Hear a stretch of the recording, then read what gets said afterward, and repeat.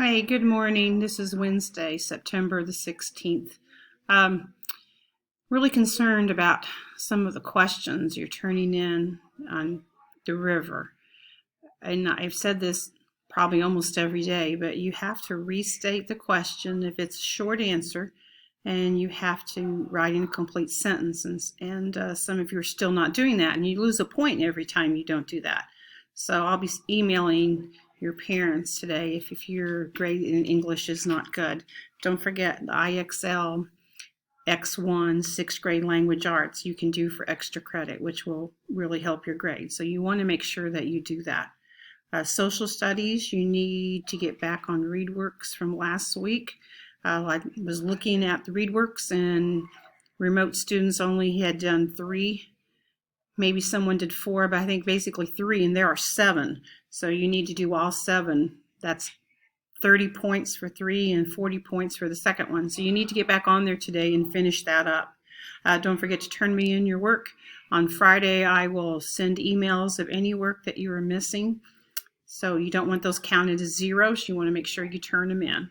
Again, the English, when you're reading the river and you have an audio book, you get to go back and replay that as many times as you want. So I think you probably need to make sure you're going back in the book and looking up answers and not just maybe guessing.